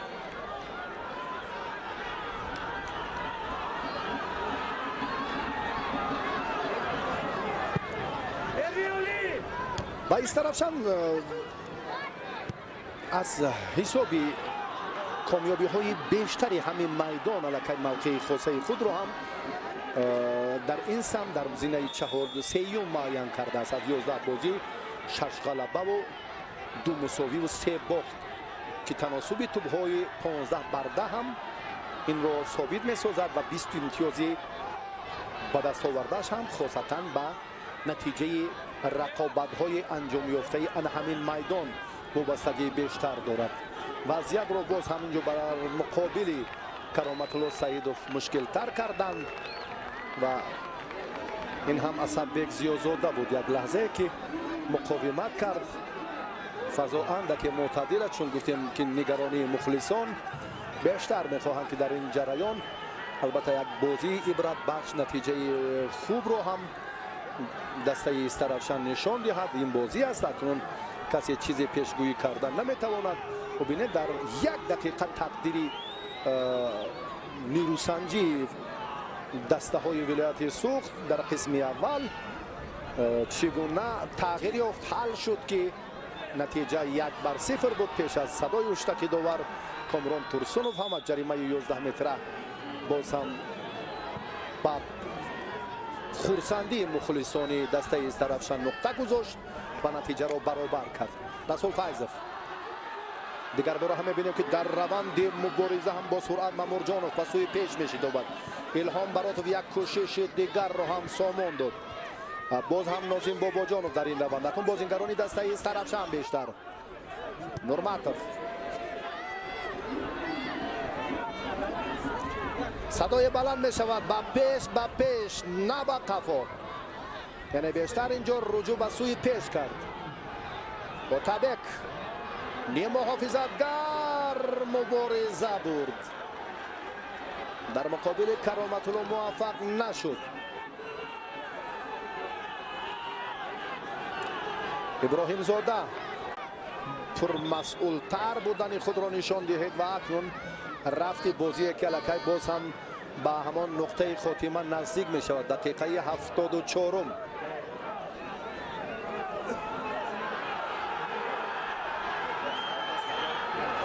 ضربه کنجی حالا جانب دروازه دسته استرافشان زده می شود. اعتراض دلیر یادگار فصلی باشد. زودتر اکنون ایراد میدان نظر دیگر کاری البته هرچی زودتر اشاره میکنند فوتبال بازان مخلصان دسته استرافشان که توپ را به بازی درآورند. ضربه کنجی که دلیر زد آنقدر خوفناک هم نبود، نه به پرتاف و نه به ضربه هم مانند نبود. باز هم وضعیت اینجا از جانب فوتبال بازان دسته خوجند مشکل تر شدنش در گمان است، چون که دفاعگران و در مجموع بازیگران دسته استرافشان آماده هستند تشنه غلبند. این رو هم از قیافهشان از حرکت‌هایشان پیخست کردن ممکن است که باز هم وقتی باقی مانده را بسیار جالب سپری خواهند کرد.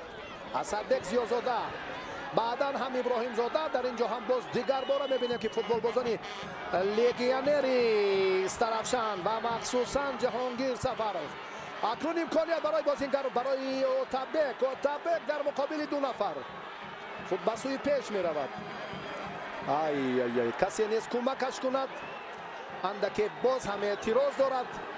بازیگزاری کمک یکدیگر در اینجا خیلی ضرور است، اما اوتابک پرتافتی را به کسی انجام نداد. در این موقع خواست که خود نزدیکتر به جریمه گل شود، مطلبش عملی نشد. مهمانان توپ را به بازی می درآورند.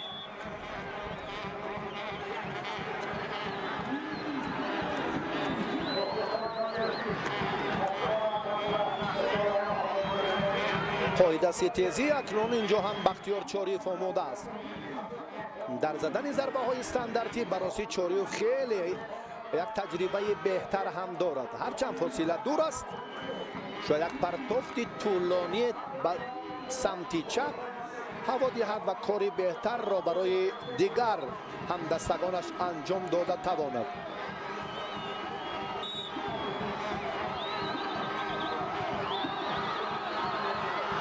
بسیار هم کاپیتان دسته تشنه غلبه هست، حتی از دل خود موقع میخواهد ضربه زند. پشتناکی مستقیما چند دفعه دیدیم که با همدستگانش و مخصوصا با عزیزبویف یک پرتافتی یک به یکی رو که انجام داد جالبترین فرصت بود. ابراهیم زاده، دلیرجان براتوف، جهانگیر سفرов اکنون کمی پیشتر رفت نزدیک به سمتی به همان خط حمله. در قسم اول این فوتبال باز در خط نیمه حفظیتی مرکز بازی میکرد.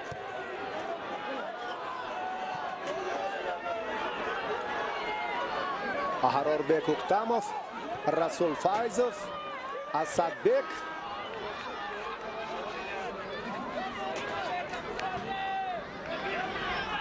باز هم دیگر بار اسدبek در اینجا سراسر موارد توپ رو به بازی می‌دارد. رسول فایز صوبی بازیگری رگارتاداس توپ رو به جریمه‌گاه در اون نقطه که الهام براتوف و همچنین اتابک کریموف قرار داشت توپ رو هوا داد.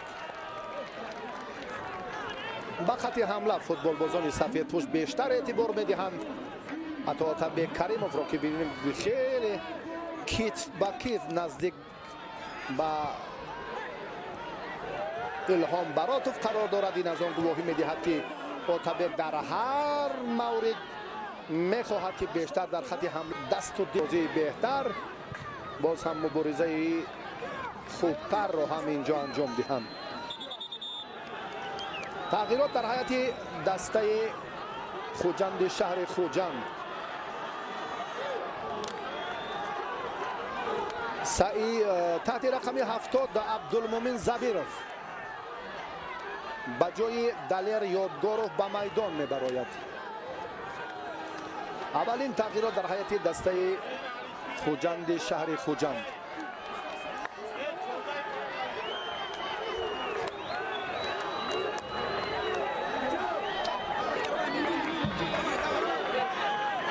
و حاجیبای زیایوف هم آماده است و زیایوف کامران تورسونوف را عوض کرد.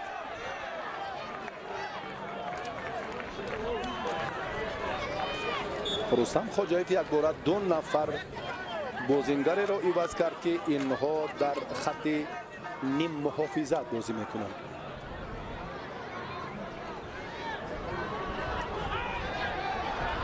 زیایوف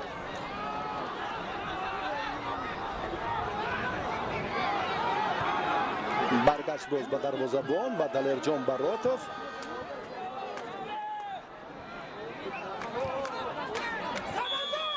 بازی جریان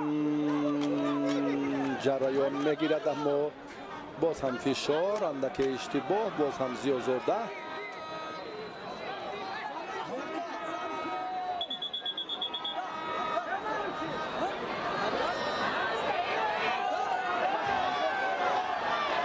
در بازی میانی دسته های خطلان و اسخطن نتیجه تغییر یافت. 2-1 دسته خطلان به صف پیش میگذرد. دلاور بویکوزیف اکنون به میدان برآمد. تغییرات دیگر در هیئت دسته استروشن شهر استروشن به وقوع پیوست. دلیرجان براتوف آزادانه توپ را صاحب میگردد. اکنون مامور جانوف از میدان بیرون شد و دلاور بویکوزیف با جای این فوتبال باز واردی میدان گردید.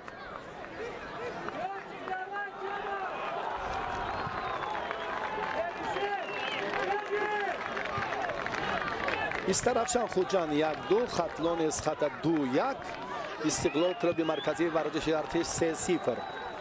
همین است نتیجه بازی های امروزه دور 24 چمپیونات مملکت و پگاه باز برگزاری دو آخری دیگر میان دسته های کوکتاش و دوشنبه روشن و فیضکن در نظر است و با همین دور 24 چمپیونات مملکت انجام یابد. روزهای 19، 20 و 21 دوری 25 چمپیونات مملکت برگزار می‌گردد. الهام براتوف دیگر بار هم فوتبال بازان دسته. الهام حرکت به سمت راست میدان با اتابک. کریموف ضربه میزند به کجا؟ یک ضربه که گردش نیمه چپ را اختیار کردنش ضرور بود. دورگردی نیمه چپ را با ضربه. ببینید یک بار دیگر به پای راست چون ضربه میزند این فاصله هم اندک نگران کننده است. امکانیت ها در قسم اول بودن، در نیمه دوم تا اندازه کمتر شدن، اما بازیگزاری یعنی خواهشی رقابتی جدی کردن، دریافت فرصت مناسب با وجود آوردن کامبیناسیون ها بیشتر از جانب فوتبالبازان این طرفشان به نظر می رسد. همین طور هم هست تاکتیک علاقه دسته خوجند بعدی موفق شدنش گل دویمش علاقه با فضا اعتبار می دهد که چگونه جریان می گیرد. زیازاده ابراهیم زاده این وضعیت رو برطرف کرد. دفاعگر دسته خوجند باز هم دلوور بایقوزیوف، پهلوان سرعت، ورزشگری خیلی با مهارت، امکانیتی، باز هم امکانیتی اوتابک دیگر بار هم برگشت به این نقطه. چوریوف باز هم حسین نورماتوف، اوتابک یک پرتو به نیمه راست، اینجا امکان نمیدهند به الهام براتوف، مبارزه ادامه مییابد. باز هم اسد زیازاده اسدبک، دیگر بار هم بایقوزیوف، پرتو به مرکز میدان. هم در این جریان بختیار چوریوف اکنون کجاست اون بختیاره که خیلی هم ضربه های قوی داشت و در حالت های استانداردی براسی وقتی ضربه های استانداردی، ضربه هایی که ما میدیدیم، بختیار بسیار هم با یک ملکه و کسبیت بهتر آنها رو انجام میداد.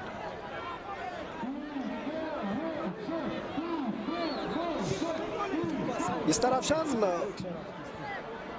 امروز با تمام نیرو و قوت تلاش دارد که موقعش رو در جدول چمپیونات مملکت البته استوارتر سازد، چون که در زینه چهارم است. 32 خال دارد. خوجند 42 خال، 10 خال پیش است از دسته استرافشان شهر استرافشان. کرامت الله، احسان بابایوف، کرامت الله احسان، کرامت الله، سعید و بسوی پیش. اکنون باز هم در این مرمان ارتیام کیرانیگان اشاره میکند به کسی و عبدالمومن زبیروف چون نزدیکتر شد به جریمه‌گاه و علاقه ارتیام رو فشار آوردند. آن مطلبی که داشت عملی کردنش در گمان بود، چون این هم شد.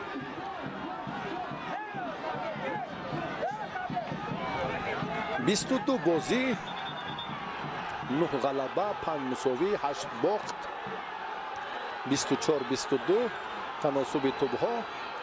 مخلصان در قسم اول خیلی با شوق و شور، با دل پر، اینجا هم برای دسته استرافشان بیشتر مخلصی کردن. این کارا هم حالا ادامه داده ایستادن. بازی جریان میگیرد. با اکنون با احمدوف منوچر کارت زرد نشان داده شد با بازیگری خط دفاعی دسته استرافشان، شهر استرافشان. این خود هم مکتب فوتبال شهر اسفره را ختم کرده است.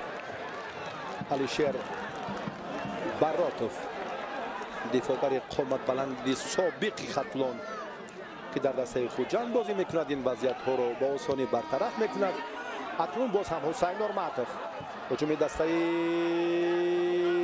استرافشان نه هجوم بود و نه پرتافته که حسین نورماتوف اینجا انجام داد. بازیگزاری لازم است، بازیگزاری یک دیگر فهمی، پرتافت های دقیق، سری وقتی، با سرعت و با مورد. خوجند امروز هم برای قوی کردن موقع خود، چون گفتیم که اونقدر زحمت زیاد هم نکشد، باقی نیست.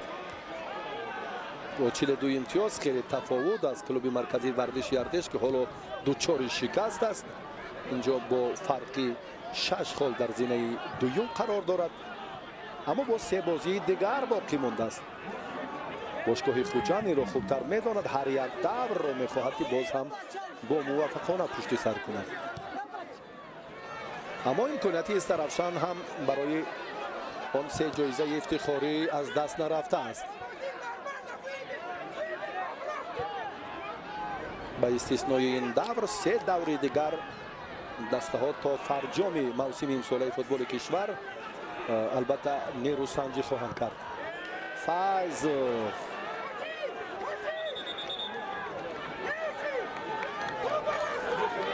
رسولی که در خط محافظت دسته رگرتده سالیان طولانی خیلی هم محبوبیت و معروفیت باشگاه رگرتده را به دوری های دور برد و الان در دسته استرافشان هنر نمایی میکند. کمتر از 3 دقیقه دیگر در اختیار دارند. منوچهر احمدوف، حسین نورماتوف، حالا ارتیوم با دستش تو برو اینجا اداره کرد. خود هم اقرار است. بله، از نتیجه بازی دسته هایی که پگاه البته صورت میگیرد میان کوکتاش و دوشنبه، روشن و فایزکن، باز موقع 2-3 دسته زینه پایانی وابستگی زیاد دارد. کوکتاش و فایزکن که 20 امتیاز دارند و دوشنبه که با 18 امتیاز در زینه آخرین است. امکانیت فوتبال بازان دسته استرافشان حالا هم هست. 2 دقیقه و شاید 2 دقیقه دیگر هم در قسم دوم وقتی اضافه تعیین گردد. حسین نورماتوف، منوچهر احمدوف یک پرتاب به الهام براتوف میکند. دیگر باره اینجا فریدون حلقه بایقوزیوف دلاور زودتر هرچی زودتر اشاره میکنند، اما دلاور بایقوزیوف وضعیت رو خوب درک میکند. توپ رو از اوت آماده است که به بازی درآورد.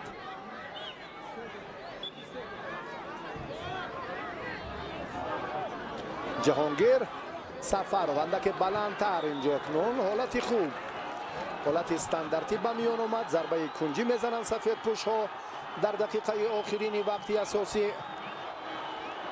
وضعیت چگونه صورت میگیرد بیا تماشا میکنیم.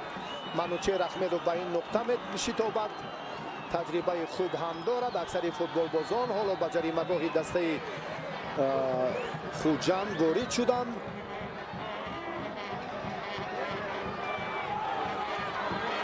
زیازاده، حسین نورماتوف، از این موقع باز هم مطبق کریموف توپ را اداره کردن نتوانست. وقت بسیار تیز میگذرد.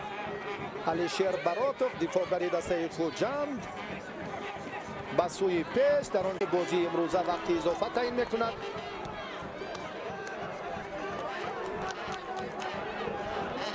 آماده هستند که کار را برای کمک کردن در این زمینه بهتر کنند. دقیقه اولی وقتی اضافه حسین نورماتوف، الهام برگشت باز هم به زیازاده به جریمه‌گاه فوتبال بازان دسته صاحب شده توانست.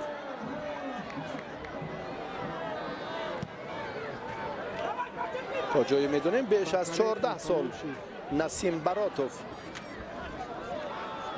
دروازه خوجند رو دفاع میکرد. از هیئت جوانان تا به هیئت اساسی دسته خوجند و امروز اکنون این رسالت به دوش دلیر براتوف واگذار است که به هیئت اساسی پیوست و دروازه‌بان اساسی الکسی ماتروسوف لگیونر در کرسی احتیاطی قرار دارد. خوب بازی کرد دلیر جان براتوف.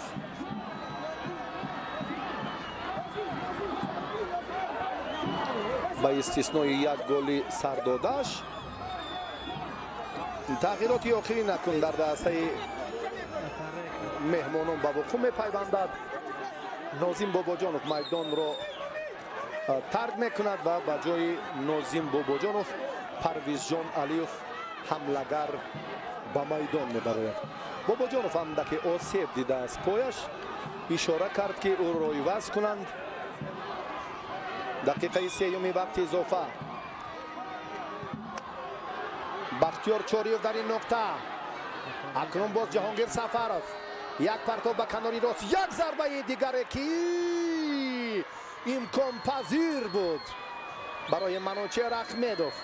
مخلصان تا به ثانیه های آخرین دیدار ایستادگری کرده بازی رو تماشا دارم. ببینید یک بار دیگر منوچهر چون خیلی هم ضربه زد، با سر ضربه زد اما اندک دورتر از ستون دروازه تو بیرون شد.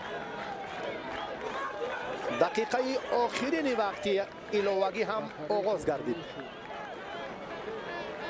بعد این یادآور میشویم که دسته استرافشان روزی 20 نوامبر به شهر خوجند سفر میکند و با اسخط دیدار انجام میدهد. روز 21 نوامبر خوجند دسته روشن شهر کولاب را در ورزشگاه 20 سالگی استقلالیت شهر خوجند میکند.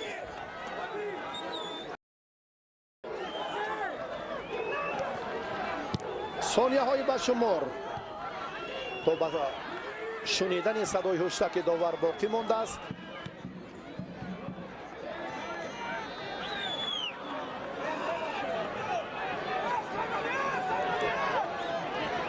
سفید پوش ها کوشش میکنند، حالا هم زیازاده از اوتوب را به بازی میدرارد. در این روند آخرین باز هم دلاور بایقوزی و اکنون همینطور صدای هشتک داور بلند میگردد. در بازی امروزه در سیومین دیداری موسم امساله چمپیونات مملکت هم دسته استرافشان نتوانست که موفق شود. باشگاه خوجند بار سیوم غلبه شد در موسم امساله هم استقبال گرفت و با همین ترتیب خیلی نیروسنجی جالب و جاذب رو ما با هم تماشا کردیم. امیدواریم که باز هم پگاه دو بازی دیگر جهت قوی کردن موقع خیش دسته های زینه های پایانی با هم مبارزه خیلی جالب میبرند. کوکتاش و دوشنبه روشن و فایزکن. اکنون دسته خوجند صاحب 45 امتیاز شد، موقعش در زینه دوم باقی ماند. استرافشان هم با 32 خال در زینه چهارم پنجم اکنون جایش باقی ماند، چون که کلوب مرکزی ورزشی ارتش 36 امتیاز دارد. خطلون بعد این الکی موقعش رو تغییر خواهد داد، چون که تا این مدت الکی بله با حسابی 2-1 حساب بود. در ورزشگاه خطلون هم دقیقه های آخرین بازی جریان دارد. استقلال کلوب مرکزی ورزشی ارتش 3-1 بازی این دسته ها ادامه دارد. با شما خیر و خوش میکنیم، برای توجهتون تشکر میکنیم.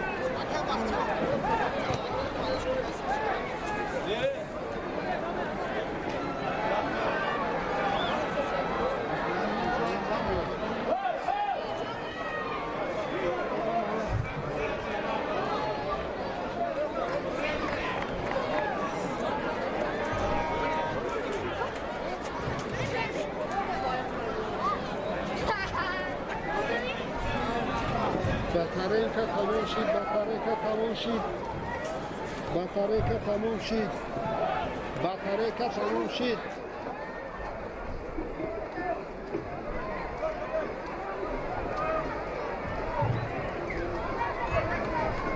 اکو صدقی نه خبر داشتم، صدقی اون خبر داشتم. دیگه چیزای خوبه، مردمان لذت.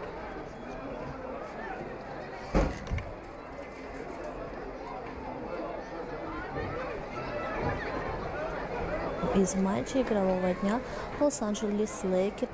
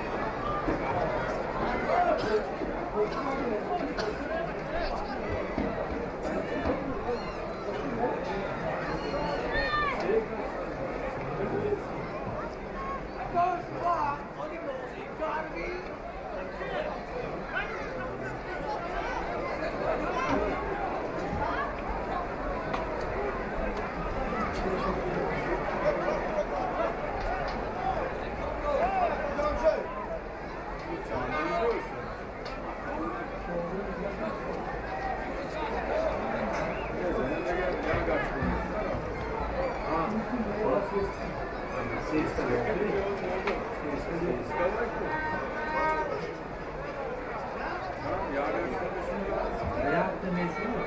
Eski acaba bir de neyiz aldı ses. Ses